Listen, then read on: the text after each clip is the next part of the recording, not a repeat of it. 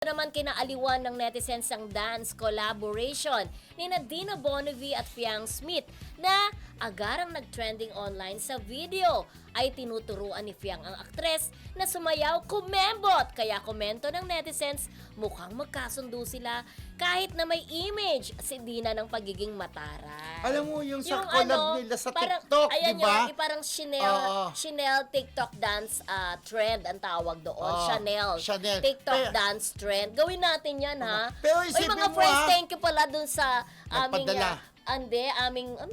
aming TikTok ni Kuya Nagpadala ng Romel video. na Ako sobrang yan. ang daming nating views doon sa Opalite Dance Challenge. Oo, nakita ka, di ba? Oo. Pero eto, di ba, si Fiang Smith, na parang kasundo niya si Dina Bonnevie, na alam naman na sinasabing matari, pero nagkasundo sila sa sayo-sayaw. In fairness naman, sa loob lang na wala pang isang 24 hours, 1.6 million na, di Yes, ba? oo. Talbog! Correct. Talagang Oo. marami nag-aabang kay Fiang, di ba? Oo. Kaya Dina Bonnevie tulog na. Pero friendship pa, si Dina Bonnevie din, during nung kanyang kabataan, nagsasayaw din. Pero sabi nga nila sa pagsasama ni Fiang, kasi wala naman nakalagay doon kung ano, teaser ba ito Oo. ng isang project na pagsasamahan nila.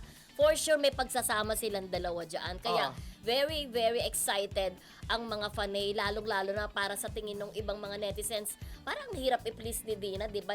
Lagi siyang very honest, lalo na sa mga kabataan. Very frank yan Oo, eh. napaka-prangka, di ba? Pag ayaw niyang katrabahong isang artista. Actually, ako, nagulat nung nakita ko na Paano may ka video nagulat? sila. Parang, ay, bakit may video? Kasi, isipin mo, hindi naman nabalita na nagsama sila sa isang project. Bakit Para nag-collab upcoming pa sila? lang. Oo. Baka meron silang Oo. gagawin together. O that time, magkasama na sila, nagtitiping na sila. Hindi natin alam. Di ba? Ako, hindi ko alam na meron silang project together. Na bakit nagsama sila. Or, hindi kaya, di ba may vlog si Dina Bonnevie? Hindi kaya Pwede rin. Pwede nag-guest doon Oo. si Dina Bonnevie. Ay, si ano? Si Fiang Fiang, Smith, oo. di ba? Pero tapos, sinabi siguro hindi na Bonnevie, tara Fiang, ano tayo, sayaw-sayawan tayo, baka gano'n. Tapos, ay nga, nang TikTok. Parang kay Morissette, yung vlog ni Morissette, yung mga guest niya doon, niyayaya niya magsayaw, kagaya Dina Bonnevie, Snooki, Pops Fernandez, yung gano'n. Baka eto, may yung vlog ni Dina, nag-guest si Fiang. Pwedeng Oo, pero gano'n. usually, di ba yung vlog ni Dina about their family? Oo.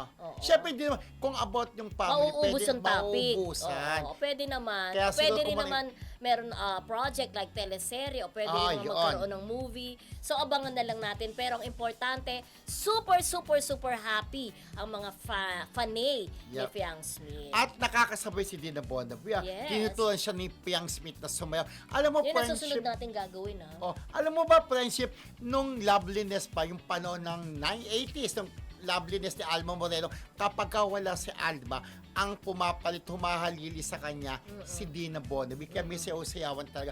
Marunong magsayaw si Dina.